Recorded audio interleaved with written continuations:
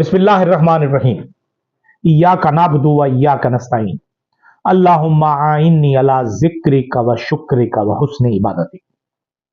अस्सलाम वालेकुम, मैं हूं मोहम्मद तस्लीम नगा और आप हमारा चैनल देख रहे हैं MTL टीवी। आज बहुत सी बातें हैं, बहुत सी खबरें हैं, बहुत से तज्जिए हैं जिन पर हमने गुफ्तगू करनी है, लेकिन कुछ चीजें ऐसी हैं जिनकी अहमियत, सबसे अहम तरीन और मुश्किल तरीन काम जो है वो है इस वक्त पाकिस्तान की सियासी सूरत। लेकिन सबसे बड़ा मसला हमारा पाकिस्तान की सियासी सूरत हाल है, लेकिन उससे बड़ा मसला पाकिस्तान का वो हिस्सा है जहां पाकिस्तानियों के दिल पाकिस्तान से दूर होते चले जा रहे हैं, जिनमें बलूचिस्तान है। बलूचिस्तान यकीनन आलमी ताकतों के लिए एक अखाड़े का मैदान है, जहां हर मुमलिकत, हर ताकत अपने इख्तियार, अपनी ताकत के मुताबिक असरअंदाज हो रही है। वहां हमारे दोस्त भी हैं जो बज़ाहिर दोस्त नजर आते हैं, हमारे दुश्मन भी हैं, हमारे बहुत पुराने पुराने हलीफ भी हैं। वो कोई भी नहीं चाहता कि बलूचिस्तान तरक्की करे। और फिर हमारे नाहंजार हुक्मरान और वो क़यादतें, वो फौजी क़यादतें जिन्होंने एक बहुत अच्छा मौका मिला बलूचिस्तान को ठीक करने का सी पैक की सूरत में, उस मौके को उन्होंने ज़ाय किया। अगर सी पैक को दुरुस्त तरीके से शुरू करा दिया जाता और उसके समरात बलूचिस्तान के आम लोगों तक पहुंचना शुरू हो जाते तो आज बलूचिस्तान में हालात इतने बुरे ना होते। लेकिन हम लोगों ने क्या किया कि बिजली पावर हाउस भी, पावर जनरेशन भी की तो पंजाब और सिंध में की, रोड भी बनाए तो पंजाब में बनाए, जहां जरूरत थी या नहीं थी। भारत जरूरत तो थी, लेकिन प्रायोरिटी नंबर 1 गवादर पोर्ट थी और गवादर से रोड लिंक था, जो शॉर्टेस्ट, जो वेस्टर्न रूट था, वो उस पर हमने कुछ नहीं किया। और अब एक तरफ हमारे एजेंसियां काम कर रही हैं, हमारे इदारे काम कर रहे हैं, और दूसरी तरफ हम देखें तो मसाइल ही मसाइल हैं कि जी लड़ाइयां भी हो रही हैं, स्मगलिंग के नाम पर लोग, वैसे ही वहां रोजगार नहीं है, उन पर मजीद दबाव डाला जा रहा है, और जिससे एक बगावत किसी कैफियत शुरू हो चुकी है, पैदा हो चुकी है। पाकिस्तान की तारीख में आज का दिन ऐसा है कि पाकिस्तान की मुसल्लह अफवाज, पाकिस्तान के इदारे और पाकिस्तान के अवाम के दरमियान एक बहुत बड़ी खलीज पैदा हो चुकी है। ये खलीज जो कम थी, पहले तो नहीं थी, पैदा हुई, होती चली गई, उसके बाद बढ़ती गई, बढ़ती गई, बढ़ती गई। इस वक्त बलूचिस्तान के हालात बहुत नाजुक हैं। जैसा मैंने कहा कि वहां बैनुल अक़वामी कुव्वतें हैं, साम्राज्यी कुव्वतें हैं, वो अपना काम कर रही हैं। दूसरी तरफ अगर हम जाएं कि पाराचनार ऐसी जगह जहां हमारे भाई, हमारे दोस्त, हमारे मुल्क के वासी, हमारे मुसलमान भाई आपस में दस्तो गिरीबां हैं और नाशनास चेहरे आते हैं और वहां हंगामा आराई करवा कर चले जाते हैं। तकरीबन 70 रोज हो चुके हैं, पाराचनार का रास्ता बंद है, दवाएं वहां नहीं है, खुराक की वहां किल्लत है, सर्दी के मौसम में ईंधन की शदीद किल्लत है। आज इत्तला यह है कि फैसल ईदी जो है अपना हेलीकॉप्टर लेकर गए हैं, दवाइयां लेकर गए हैं। तर्जुमान हुकूमत KPK हुकूमत के जो तर्जुमान है बैरिस्टर साहब, उन्होंने कहा है कि हम भी कोशिश कर रहे हैं। विफाकी हुकूमत की जो जिम्मेदारी है वो कमा हक का हू पूरी नहीं हो रही, लेकिन वहां जो जुल्म हो रहा है उसकी कोई मिसाल नहीं मिलती।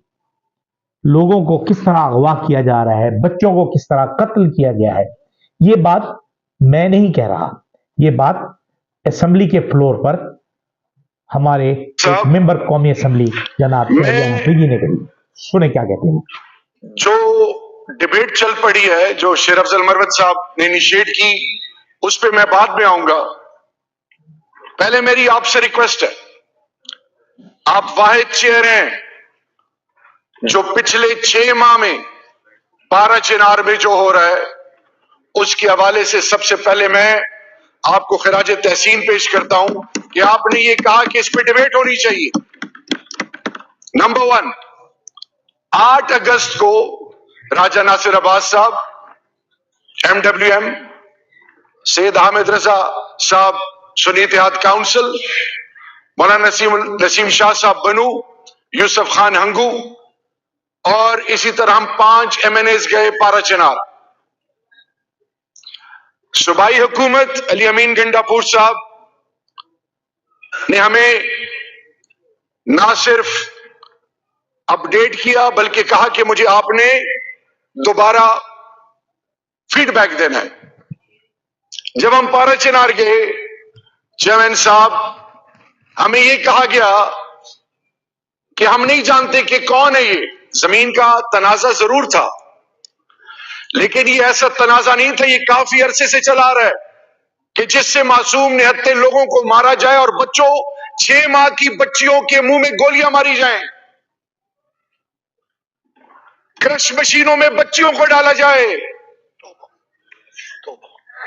लोगों की बेटियां ले जाई जाएं। वो कह रहे थे हमें समझ नहीं आ रही हमारा दुश्मन कौन है।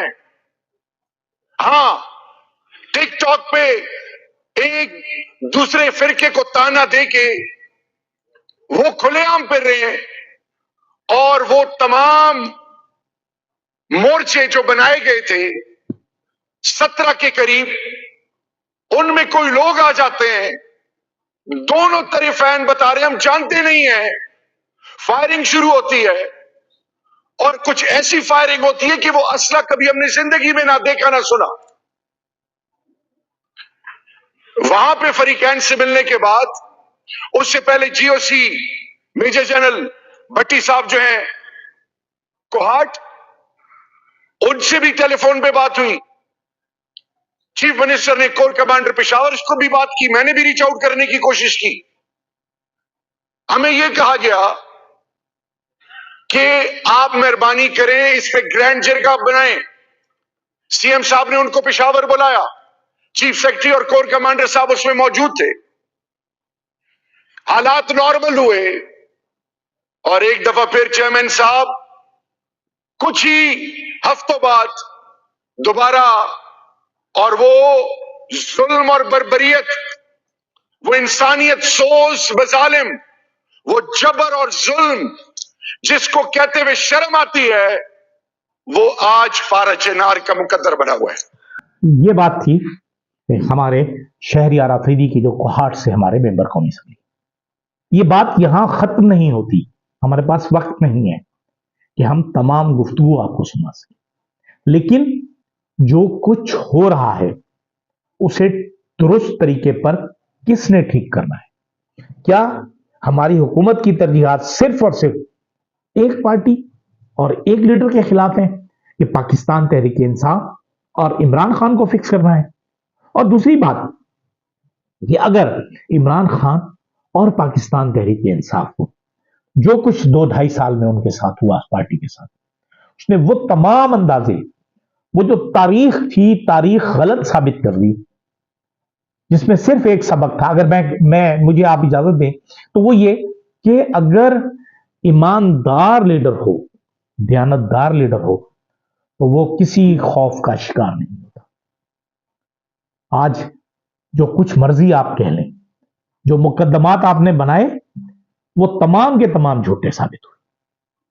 अब आप तोशाखाना 2 में सजा देने के चक्कर में हैं, फिर आप 9 मई में करेंगे, आप फलां में करेंगे, लेकिन ये तमाम जो आपके जब माल है, ये आपका जो सब है, ये तबाह बर्बाद हो चुका। इस वक्त मौजूदा हुकूमत सिर्फ और सिर्फ जिस कुव्वत के सहारे खड़ी है, इसका मौजूदा हुकूमत का, मियां नवाज शरीफ का, मियां शहबाज शरीफ का, मरियम नवाज का, आसिफ जरदारी का कोई नुकसान नहीं हो रहा। क्यों? कि इन्होंने अपनी जिंदगी खुद बचा ली, खुद बना ली, पैसे कमा लिए, खुद उनसे बरी हो गए, केस खत्म हो गए। इन्हें कोई फर्क नहीं पड़ेगा, इनके बच्चे बाहर रहते हैं, इन्होंने बोरिया बिस्तर समेटना है और बाहर चला जाना है। अगर किसी का नुकसान है तो हमारी मुसल्लह अफवाज का, हमारी इस्टेब्लिशमेंट का। खुदा ना करे कि पाकिस्तान के अवाम और मुसल्लह अफवाज के दरमियान ना पाट होने वाली खलीज अगर बन गई तो फिर हम कहीं के नहीं रहेंगे, हम पाकिस्तान से हाथ धो देंगे, खाकम बदान। लेकिन यह सोचना हमारे उन फैसला साजों का काम है, ताकतवर लोगों का काम है कि हम किस तरह इस मामले से बाहर निकलें।